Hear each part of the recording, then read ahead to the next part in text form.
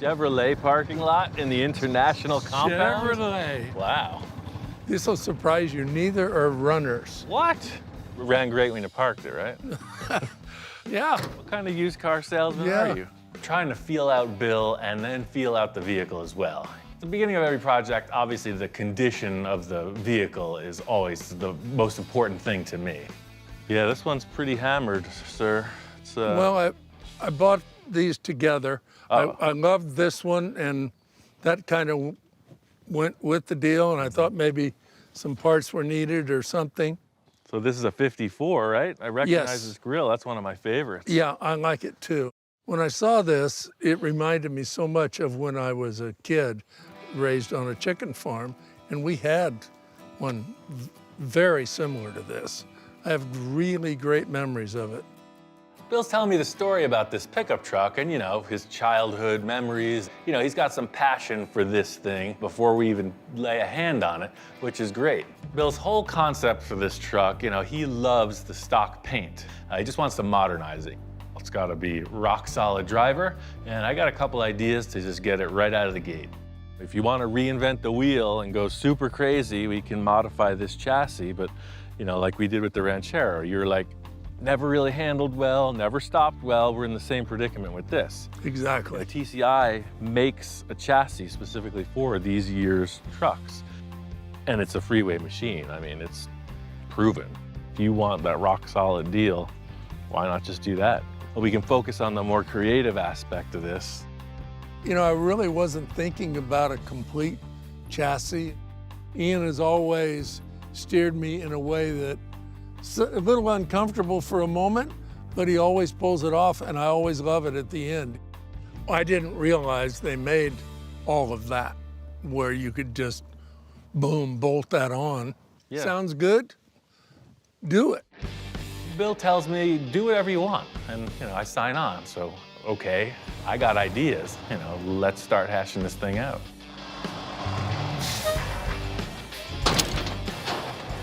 Looks like we got good potential with this green truck. He's also got the parts truck in addition to it. I say let's just get this thing in the shop and get to work.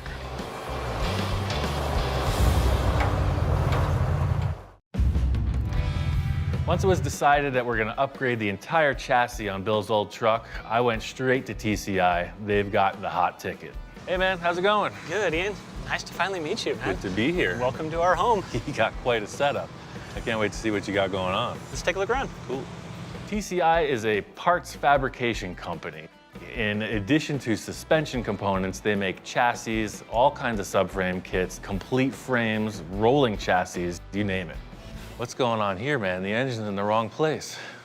Trying to put as much weight on the back axle as possible. It's going to be twin turbo, so the nickname for the truck is C-Twin. It's going to be a little bit on the extreme side. Roughly about 1,000 horsepower this will make. Nice.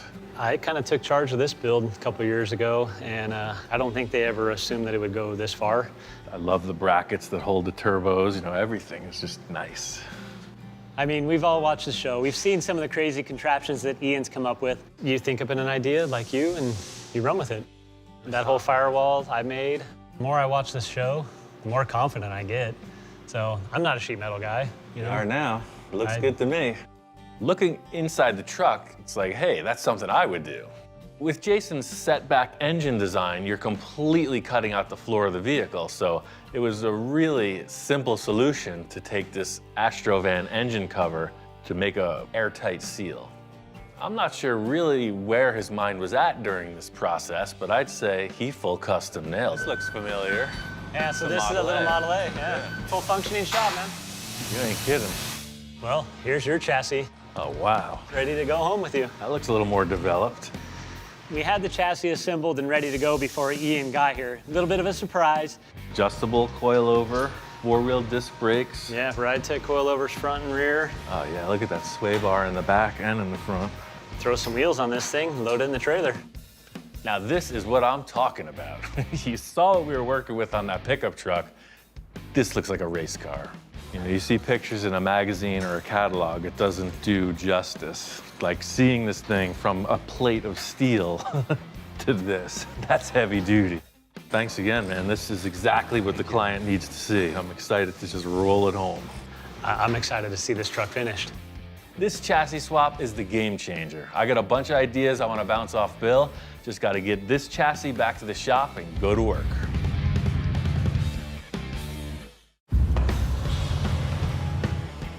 Out with the old, in with the new. This chassis is at Bill's, and it's time to take this truck apart.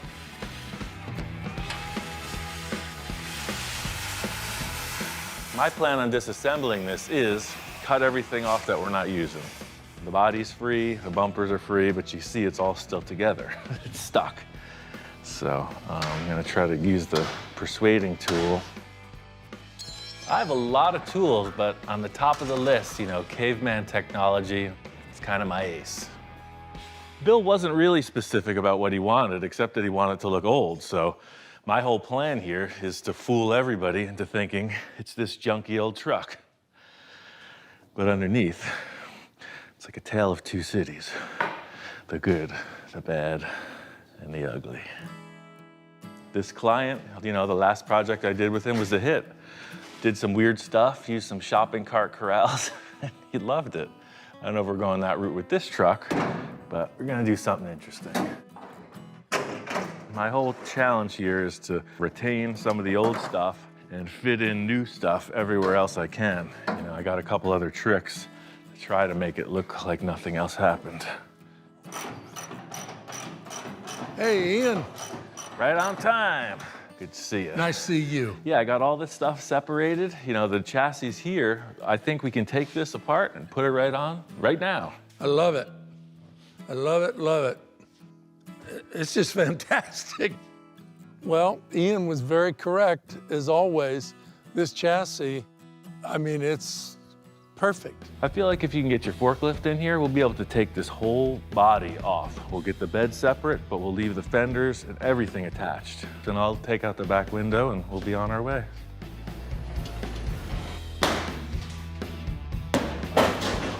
As a driver, this thing's gonna be fitted with all new glass, all new window seals, and you know, it's my duty, it's my civic duty to shock and terrorize the client at the beginning of every project. I can use a little finesse at times also.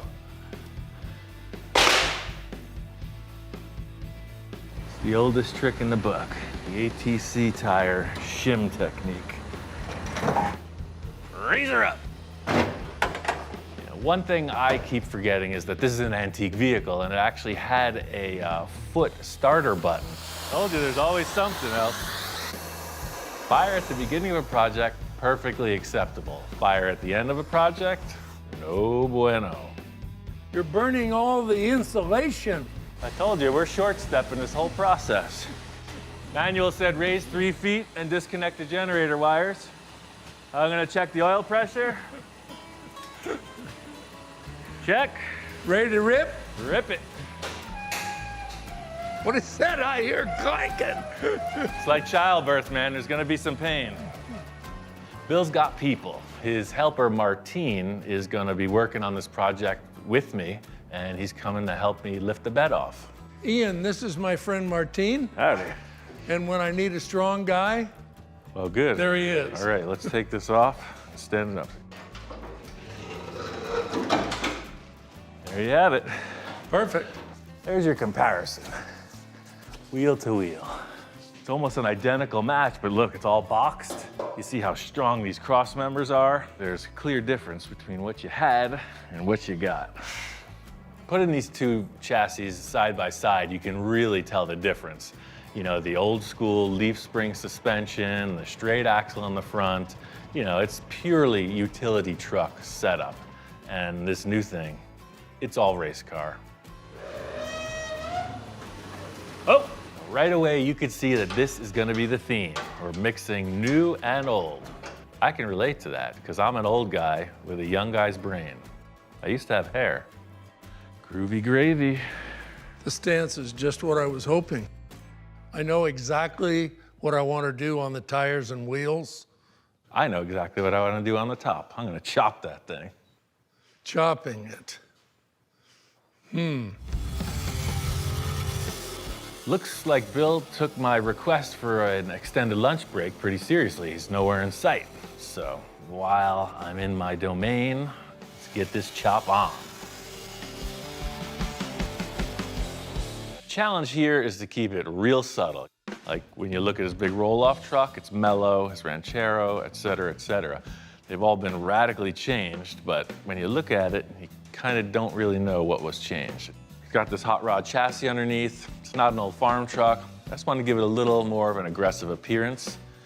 I'm not really sure how it's going to pan out. You know, sometimes I'll just go into a project, cut it all apart, and then figure out how to put it back together. But my new mode is subtle and thoughtful. That's 2 middle names.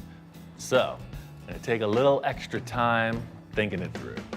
Pickup truck looks like a baseball cap. If you look at that and you look at the truck, that's it. So, you know, if you're wearing your hat like this, it gives one kind of a look, right? Some guys flip up the bill, et cetera, but I want it to be like kind of like down, you know? Kind of like all business. So, you know, you can wear your hat any way you like, or you can shop your truck any way you like. We'll see. Why am I wearing a Puerto Rico hat? The way I was brought into this is learn the rules, master the rules, and then break the rules, throw them out the window. I just act like I don't know anything at the start of every day. I learn how to tie my shoes, I learn how to brush my teeth, and then I figure out how to chop a top. Chop top is not a set of rules, it's the simple lowering of the roof line. I figure you can go and draw any line you want through that thing, as long as it's a chop top. I'm subtle, 1.5 inches in the front, and a whopping 1 inch in the rear. So look at that, see? A little 1/2 inch down, it's 1/2 inch lower in the front. Now it's not that flat top baseball hat. See how the drip rails in the windows are just going just a little bit. That's a good call, Ian. I'm glad you did that. Thanks, Bill. That height looks good to me. I'm stopping with those dimensions. But, you know, if it was easy, everybody'd be doing this. And we got a couple issues to contend with. And there's where your problem is. Every chop, if you keep the back in line, the front is not in line.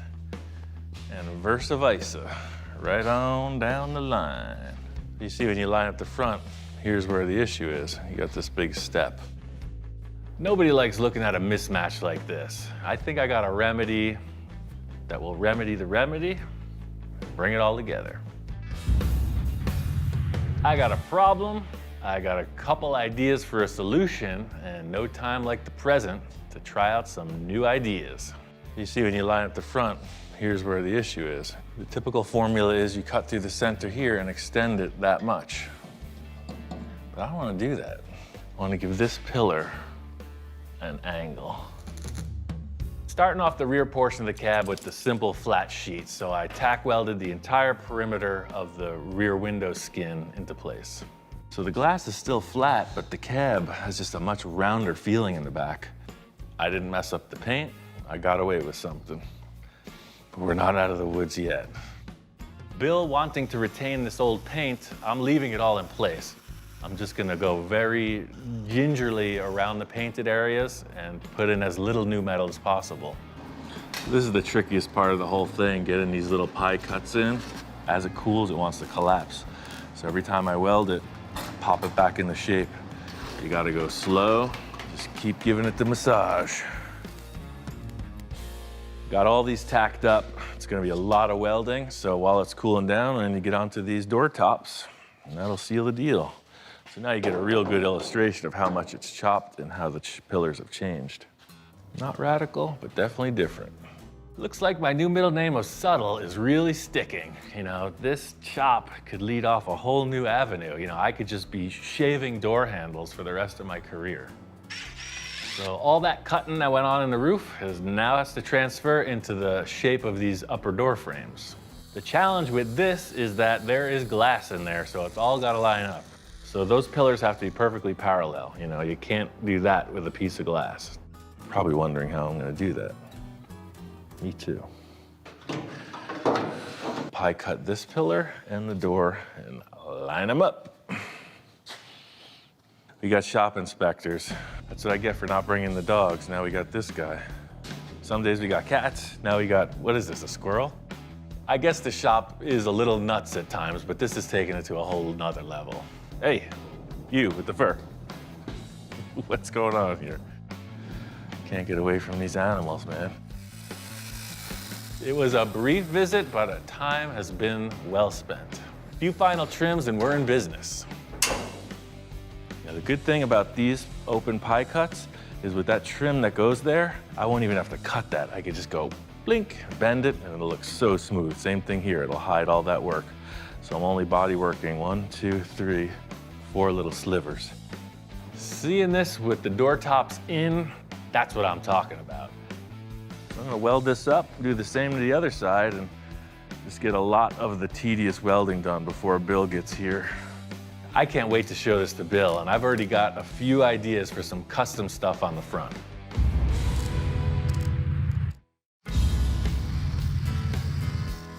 Got the chop all wrapped up, and here comes Bill.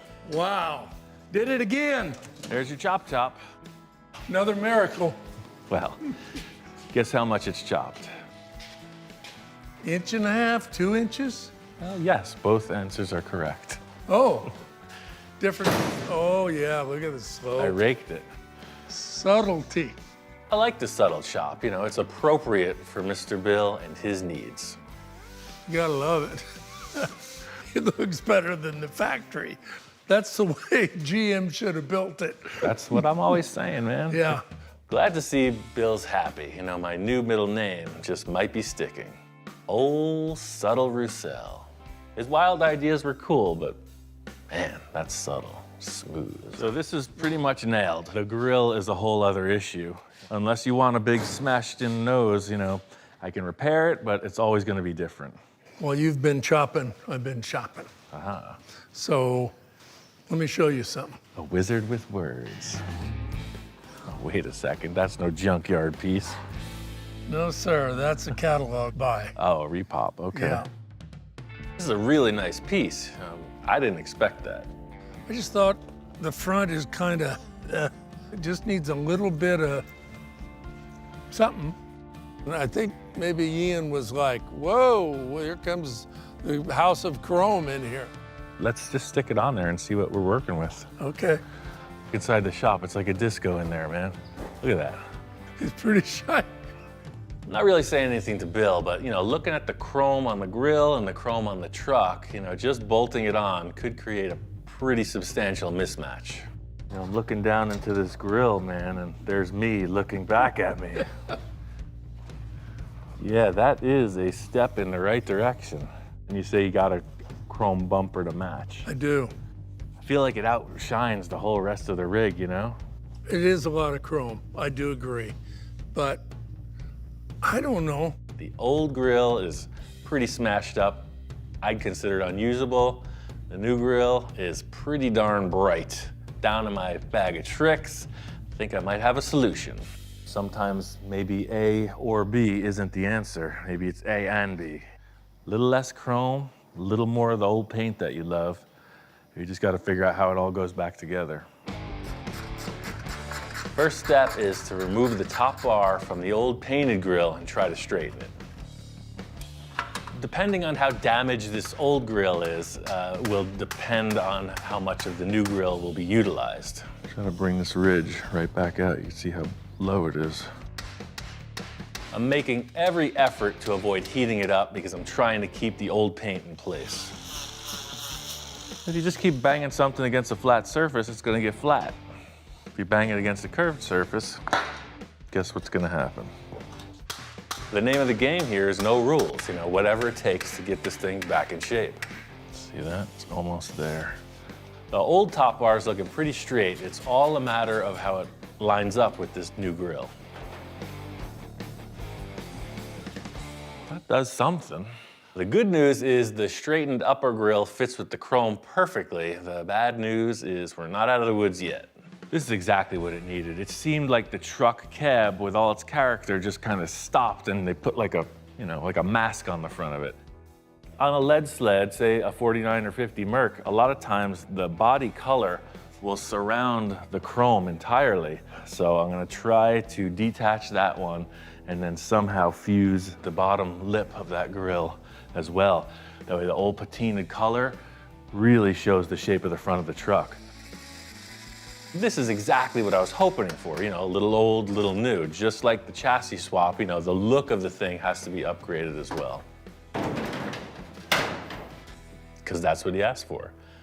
An old green farm truck. Too much chrome's gonna just outweigh the old patina. I think you're just gonna call the tow truck if you get a flat tire. You don't need an old truck tire hanging on the side of the rig. Just taking this off and smoothing that out so you don't have the big dimple in the fender. This one was kind of easy to talk him into. You know, he wasn't really married to the concept. It was pretty much a, hey, I want to do this. Okay, do it. And this will be real simple too, because your parts truck will just cut a section of the fender off of that and just patch that in, smooth it out, and you're done. I sold the parts truck. It's gone, Ian. Sorry, I didn't know you were going to use that. Well, Here. that was the plan 10 minutes ago. What? One day it was here, the next day it was gone. Case closed. Guy came with money waving at me. Okay. So, It just complicates things. Let me come up with plan B. Dome shapes like this are a little bit difficult to create. You could have been easy, you know? no. As usual, I've got some ideas. Just need a little alone time. I'll work it out. First thought process is, well, it's the wrong way. It's backwards. What if I put it rightwards? I wonder if I couldn't just put that on upside down. That ain't gonna work. Not getting out of this one that easy. I'm just gonna form one by hand. I know Bill's got a lot of stuff. I don't want to use new steel because that's so much of a contrast. This looks like that. Perfect. Making this out of a flat sheet with limited tools is a little more involved. You know, you have to stretch the metal pretty specifically, pretty controlled, with basic hand tools. I got this whole setup from Eastwood. It's a leather sandbag. It's full of sand. The idea is when you hammer on it, it gives a little bit. And then I got all these plastic hammers from Eastwood as well. And if I had a formula, I would explain it, but I don't. Let's just start hitting it. You can only either stretch or shrink metal. I only have the opportunity to stretch it, smooth it out with the English wheel, fit, repeat. Repeat performance of the old soft shoe technique. I don't know about you, it's starting to look like a piece of a Fender to me. So the benefit of using the other fender from the parts truck would have been that panel will just sit right in place. What I'm running into is the same issue as with the chop top. I created a panel and it's not an exact replica of the fender, so I'm gonna have to make a vertical slice similar to what I did on the back wall of the cab to get this to fall into place. Once I got all welded and ground down, it's exactly what I was hoping for. That's my business, the old subtle crisis solver. That's that. Literally, first time I ever did that. As with all the welding on this, it's gonna need refinement and touch-up paint. So I got into the factory paints a little more than I was hoping, but hey, it looks good, I'm gonna own it. The virgin barn find scenario. This isn't really that, but we're trying to make it look that way. There's gonna be a bunch more little dent and ding removal that I'll work out on this bed. The cab's coming in next for some cancer repair. This truck is a driver, and I'd call it complete. Completely subtle. That's a good looking rig, man. Walking up on it, it's got the stance, as a hot rod truck should. The whole theme with this was a little bit old, a little bit of new, and that's harder to accomplish than just the spoken word. The chop top, the chassis swap, mixing all that up and still having it present as kind of a barn find classic truck. It was a challenge. All it needed was everything. The steering wheel's original. That's true.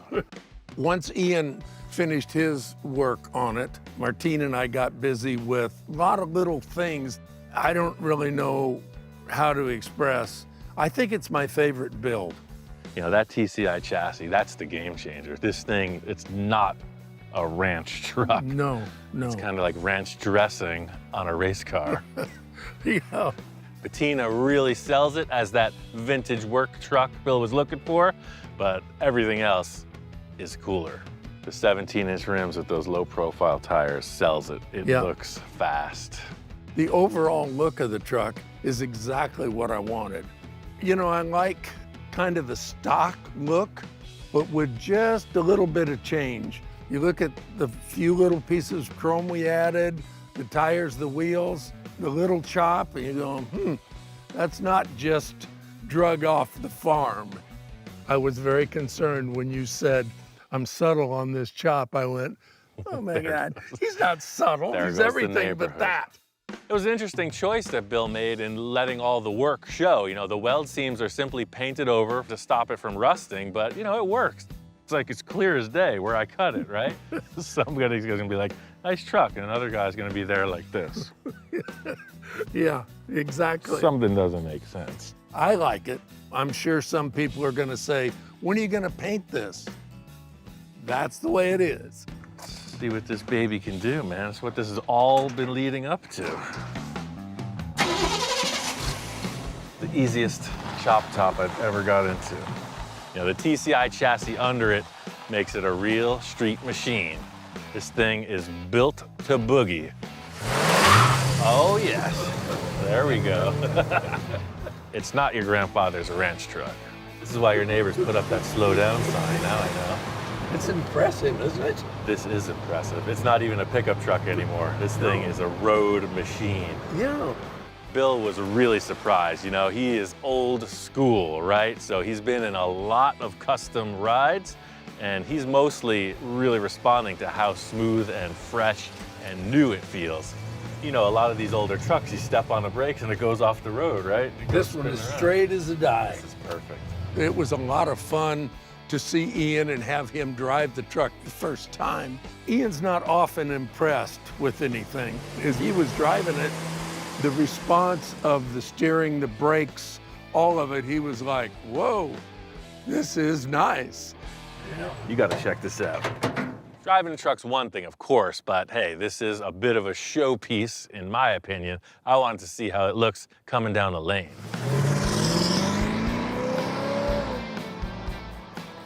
Just what the doctor ordered. You know, the way the front tires fit in the fenders, when it steers, you know, the bumper height to the ground, and Bill's idea to keep the green paint was perfect. It's got the stance, it's got the drivability. For a daily driver, this truck nails it. Hey, you want to race, Grandpa?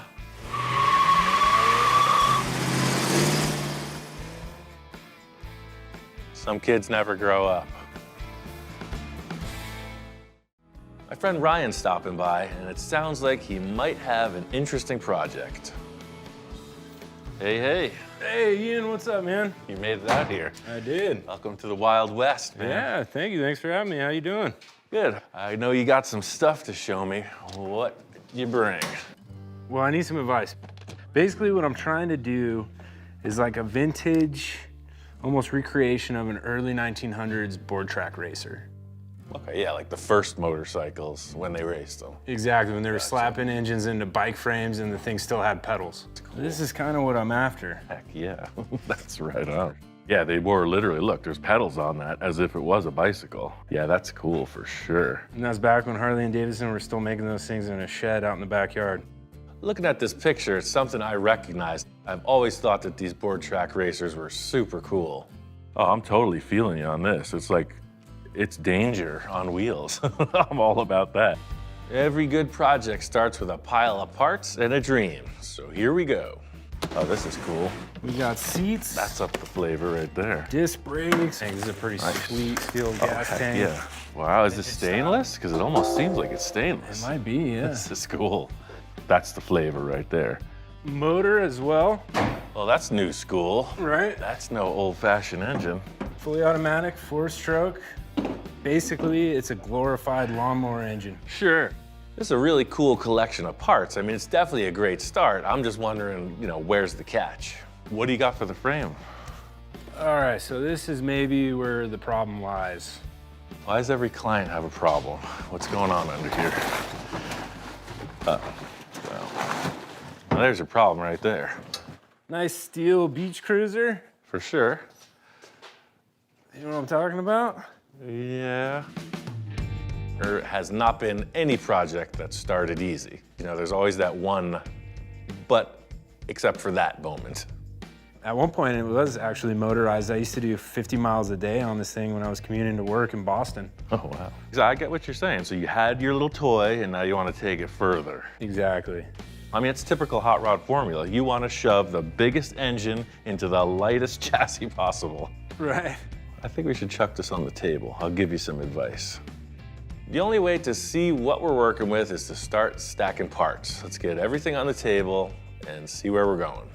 Here we are. You can see I've got this frame welded to the table, and now the challenge begins. Let's figure out how to get this engine and that gas tank into a frame that's longer, lower, leaner, meaner, a little more mature. These are the challenges, the aesthetic challenges of custom motorcycle building. Everything's exposed. You know, some bikes will have bodywork on them, but not this one. This is stripped down. So yeah, the frame is your canvas. Typical bicycle has one tube on the bottom. I'm gonna do it motorcycle style. I'm gonna split them like that, right out to the back tire. The whole thing is I want it to look very generic, like you would see one of those motorcycles, you know, without the fancy oval tubes or all the crazy bends. I want it to look very race bike. That'll work for me. The whole issue here is how does it work with the back rim? We're trying to bring a certain flavor or style into a project. You know, it's important to have all the right parts. So Ryan's brought in all the key components. The next step is to fit up this rear rim and see exactly how this frame is going to take place. The whole purpose of this is to line things up and keep it fixed in place while I'm welding. I'm making a jig for everything. I'm getting jiggy with this. Like butter. That's gonna go right down the center line. That's the whole reason for making this jig modular. I could take that tire and move it forward, backwards, side to side, whatever looks right. Did you see me put that tank in before? I didn't. Look, that fits perfectly. Now I'm starting to feel it. I'm putting a lot of weight on the visual aspect of this frame, and you know, looking at the rear angle on the tank, it made me think that that could possibly just transition straight down into where the rear tire is. I like it a lot. No project is complete without a little envisioning. Everything's coming into place. I'm gonna add these two pieces of angle iron simply as a structural element while I'm welding everything up. Just like these down supports to the table, I mean, it's all gonna get taken away, so you basically release the frame from the jig after you're done welding. Setting this lower tube for the frame in place is primarily visual. I know that the engine has a certain shape at the bottom of it, so I really want it to feel kind of like it has like a belly hanging down. I really like the way that this is starting off. The engine was way too big for the other frame, but it's gonna work in here, definitely. I like the wheelbase. I love the way the tank sits in there. My whole plan was doing two at once, so I want to get my bike in the works to at least this stage. It's going to be like dueling bicycles. Well, working on this motorized bicycle project got me thinking about my bicycle. I'm going pedal power, but in a pretty radical fashion. I like the wild stuff, and working on a conservative project only fuels my desire for the crazy. So right here are two of my favorite things in this pile. Might not look like much, but when you open them up, look at that. Now that's a tire. These are dirt track race car tires. Ryan's going skinny and low and conservative. I'm gonna be like the clown on the bike path. Fortunately, I got a pair of them. I know what you're thinking. Those don't look like bicycle tires. Just wait 1 second, my friends. The truth will set you free. Every project needs a little bit of Volkswagen. That's where this dune buggy comes in. These things are gonna be perfect. There it is, full custom bicycle. I think we have everything we need for a perfect starting point. 2 tires, 2 rims, 1 bicycle frame. Here we go.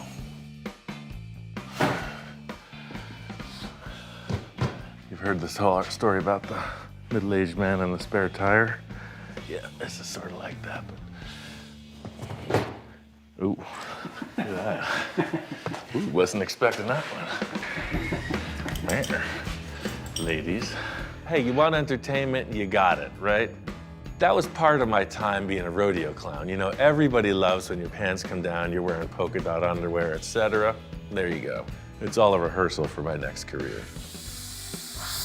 See, that's the thing when you know you're a car guy, right? I can never really double dribble or do basketball tricks, but you put a couple car tires in my hand, I'm a natural. You get the point. With Ryan's project, I was challenged by the engine and the gas tank fitting on that frame. And now with this one, I'm challenged by those two tires fitting on this frame. Let's take this thing off the table and take it apart. This is a no hesitation approach. I know exactly what I need from this bike frame. Getting it all out of the way. Nobody get nervous. There's a madness to my method. Look at that, it's a perfect fit. I could see it already. All I have to do is connect the dots. They say beauty is in the eye of the beholder. Looking at this project, I'm seeing all stars. You know, the practical side of me does see a few potential issues. It looks cool. All I have to do is figure out the rest. Ryan's frame's coming together, and I'm excited to see what he thinks. Ian. Hey, hey. Whoa, check this out. Got dude. you a frame, man. Yes. Not quite a bicycle, and it's not quite a motorcycle. It's somewhere in between. Oh man, this is beautiful. Look at this thing. The way you described it to me was like a guy would have made it just on a workbench, maybe with a torch and a bunch of lengths of tubing, right? That's exactly right. It's got that vintage look and that hand-built look. Obviously, you built it by hand. Right here. I mean, it shows. Look, this thing is clean, man. I felt like a single top rail really showed off the tank instead of hiding it. That's a perfect fit. You know, I want it to really be prominent, like the jewel on the ring or something. I gotta say, Ryan is very pleased with what he's looking at, and that's a relief for two reasons. Once, because I want to see him get what he wants, and most importantly, you know, I cut apart his bike frame, so there's really no going back on that one. That's pretty much what's happening with your frame at the point. Wow, you really cut that thing up. Clearly, Ryan has no idea of the transformation awaiting him with his old frame. Well, wait till you see what I'm doing with this. It's gonna change your whole mind about bicycles. Something Nice. weird's going on. You know, Ryan's a bit of a bicycle aficionado, and I can't wait to see what he thinks of my take on it. For the front forks on this bike, I'm thinking we could try a little combination, you know, a little old and a little new. Ryan's got these new front forks that are substantially stronger, but I think the style could be improved by using the Springer element of the old fork set and somehow mating them together. That's the look, man. It's a little bit of the old, the vintage with the new. I even like a lot of the black with the chrome kind of mixed together. Yeah, that gave the whole front of the bike a ton of character. I wasn't expecting that. I mean, you have 1, 2, 3, 4 tubes just in the steering components. Right. It's definitely not a bicycle anymore. My goal today is to get a full visual mock-up. You know, the last two things to set in place are the handlebars and the seat. And Ryan describing kind of having a vintage logo on the tank, I think it fits it perfectly. I mean, that's what you'd have on a motorcycle, especially a race bike. I don't always sacrifice my tools for the job, but I noticed these pins in the tubing bender, they fit the seat exactly. Oh, Here. yeah, You know what I'm saying? nice. And then this can mount on a plate anywhere from here to back here. Putting in this last piece of the seat post bracket, the process is exactly how I went through the entire frame. When you see these sheet metal plates fastened to the tube, it really is just a gusset. It reinforces everything, makes it a lot stronger. All of my calculations and considerations have led up to this. Hop on there, see what it do. Let's see how he fits. It looks like it fits you, man. I mean, It feels totally. good. Yeah. I mean, the added length to this thing. And, oh yeah, that's comfortable right there. Nice. Get out of the way, let me ride. If I had to pick one though, it's definitely that. It's definitely that. I mean, that doesn't look cramped at all. You look comfortable. You could probably ride a couple miles like that. Ryan's bike is looking good, and the circus is about to come to town. My bike concept needs to catch up. First challenge is to set up the front tire to the headset and the frame. Luckily, I've got a plan. And the whole thing with this is I want it as compact as possible. The forks will determine how it steers and how high up off the ground it's gonna be. I've done a little prep work on the rims, and I think that'll really help with my concept. What you have here is a brake drum from a little truck. I started drilling it out because I want it ultra light. That goes right back into place. And that welds on like that. You'll look at motorcycles sometimes and the swing arm for the rear will be only on one side. So you'll see like this tire that appears to not be connected to the vehicle, which I thought was really cool. And that's the challenge with all of my projects, is trying out the unknown, right? And some folks may be wondering what I'm doing this for. I'm wondering also. That's as if the bicycle's rolling. No flex, no trouble, no nothing. So far, so good. You know, this will be the same procedure as Ryan's bike in that I'll attach it to the table and then commence welding.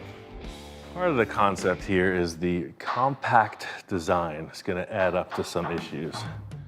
I wanna make sure there's plenty of room to pedal when I'm cruising this thing, so I always like to take the straightforward approach. In this case, I'm gonna go for the old shoe test. So that is about it right there. Tried and true method. I gave up the steel toe business. I used them all on my cars, so now I'm down to these. That's the great thing about building something for myself. There are no other parameters. It only needs to fit my feet. I've driven weirder things. I'm feeling like I'm on the right track. Now, onto the back wheel. I added a tube to the rear of the frame, so now the wheelbase is fully customizable. This pleases me. Absolute nonsense. With the old soft shoe test, you could see that that's too close. I think if we just pull it back till the shoe falls off. It's a pretty long bicycle, eh? It's quite a bit longer than I was hoping for, but unfortunately, those are the parameters of the frame. Soft shoe technique has proved it. Now it's on to the welding it up final. The design of this frame is built with strength in mind. You can see it's not the most glamorous looking thing, but it is super strong. It's looking ridiculous enough to me. Let's put it on the ground and see what happens. You just get off it and there it is. It's just waiting for you. It's like a trusty steed. I can't take it. That thing is too cool. I gotta ride it now. It needs definitely a seat and some bigger bars. And then, you know, if this thing is working, three-ring circus is open for business. Totally works. I gotta say, this concept is a go. It totally rolls with a person on board. Now we're talking, look at that. That's all you needed. With this being said, if I get this thing to pedal, we are in business. Every aspect of this bike is coming together, except for that issue with the Springer fork alignment. I got the engine in place, but the entire driveline for this motor and pedal assembly came in a kit. So Ryan's gonna handle the assembly.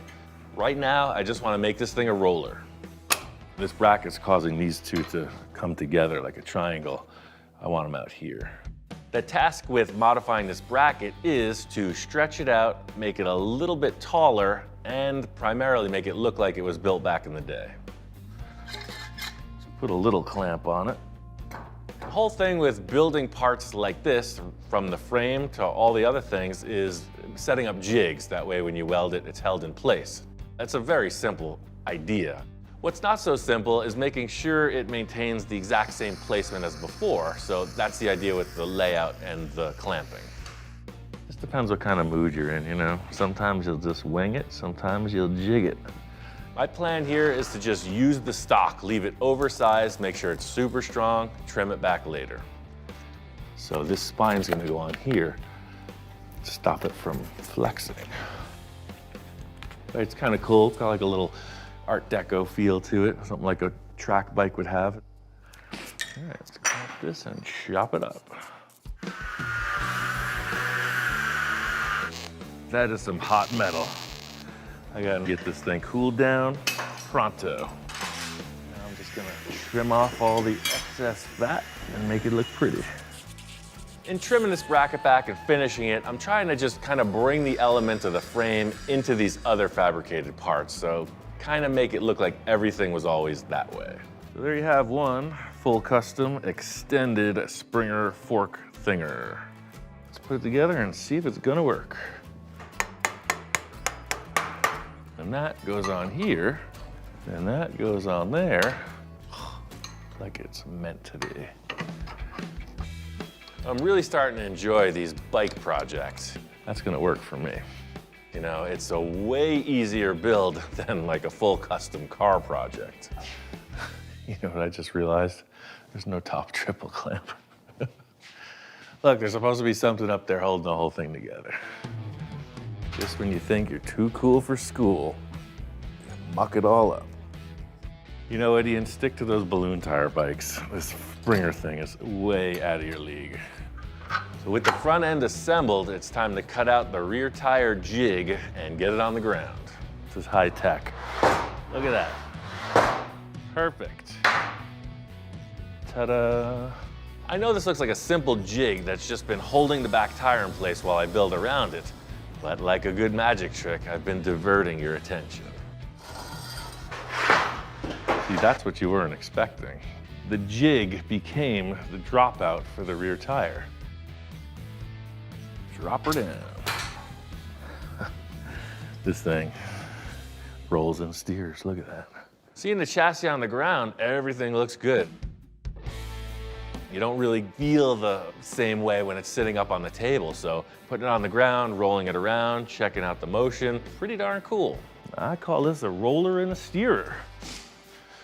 Oh yeah, I think we're getting somewhere now.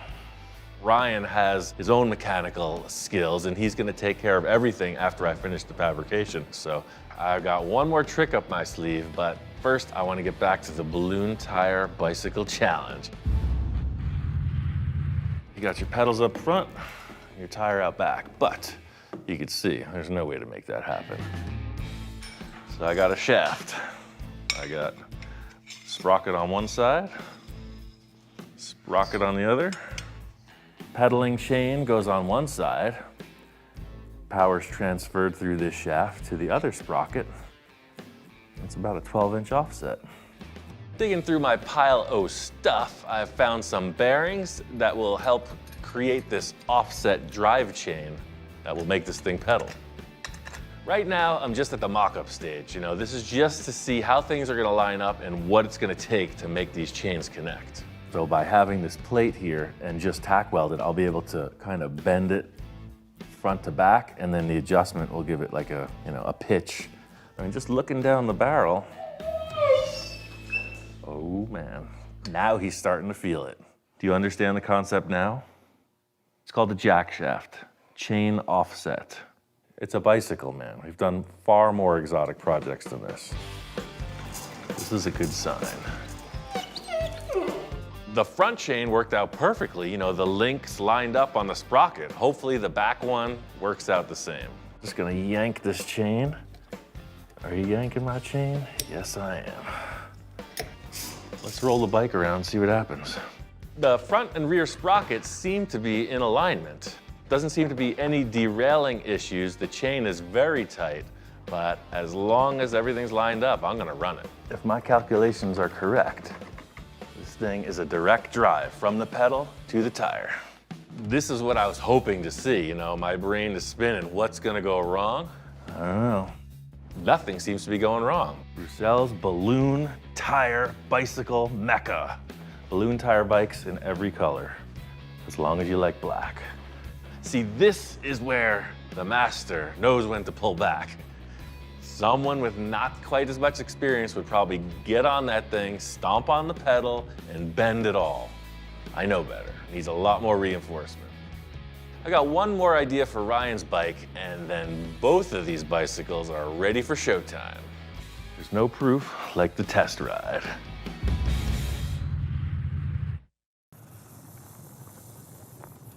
We are out in the Wild West, the top secret testing grounds to see exactly what this thing's got.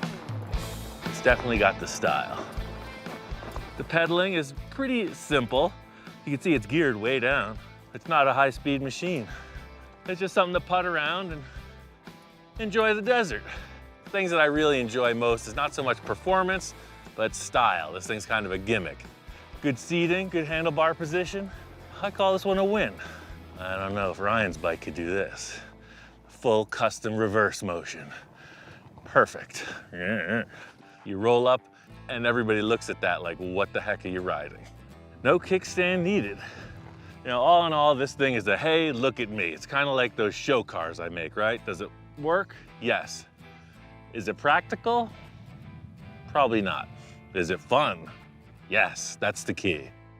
This thing is in the prototype phase. You know, I just sprayed it black so it looks clean, put a bunch of gussets in around the rear end just to keep this big tire stable. My whole theory was, can I put these giant tires on a bicycle and make it function? And the proof's in the pudding, it works.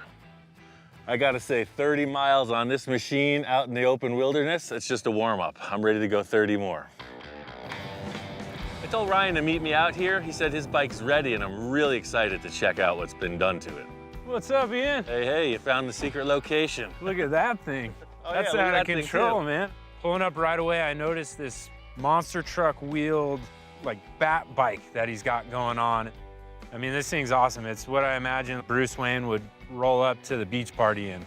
The big challenge was getting the chain drive around that tire, and it worked out fine. I don't know what Ryan was expecting, but he seemed kind of like pie-eyed, right? His eyes were very wide. He was trying to figure out what the heck this thing was. That old frame went to good use. You're gonna be the envy of every cyclist on the road. Yeah, it was a little bit of a departure from what you had going on, but that is what it is. That's its forever home. What the heck's going on with this? You said you got it running. Oh, yeah, check it out. Walking up on Ryan's bike, I gotta say it's awesome. A vintage board track racer. It's got the look for sure. What did he do to the frame? That looks different. It's brightened up or something. Yeah, just gave it a little bit of a steel brush and then a clear coat of Eastwood matte. Oh, the tank looks good too. This describes perfectly why I handed the tank to Scratch and walked away, because he knows what to do. It's got that perfect vintage flavor. I knew bringing it to him was a sure thing, because he's just got that style, right? That looks old-fashioned. I love the color schematic he did on it too. It just blends into the rest of the bike perfectly. I think we nailed it. Sure, it's got modern rims, modern engine, but it's definitely got the flavor. Got the disc brake on there. Those grips are cool too. A lot of what I did was just bells and whistles. I did rebuild the motor a little bit. I mean, aside from just jewelry, I would say, it's really all Ian and what he did with his frame, and that's really what makes the bike. It's nothing I would have thought of building, but here we are. Let's ride it. It works. Ryan seems really charged up. Today's the test drive day. Scratch hooked it up with a brand new Bell helmet. Nice. Nothing to it but to do it. We're off to the races. I don't want to say you're up against an unfair opponent, but I'm going to race you to the pavement, and then it's all you after that. I know what I'm up against, so I'm giving myself a little lead. I get a 10-bike lead. By the time that thing is started, I should be in position. It's the classic tortoise and the hare scenario. I'm going to leave a little early and get there right on time. I tell you, I could get used to this. Come on, let's go. Damn, kids. But he doesn't have the style like I do. That's all I could say.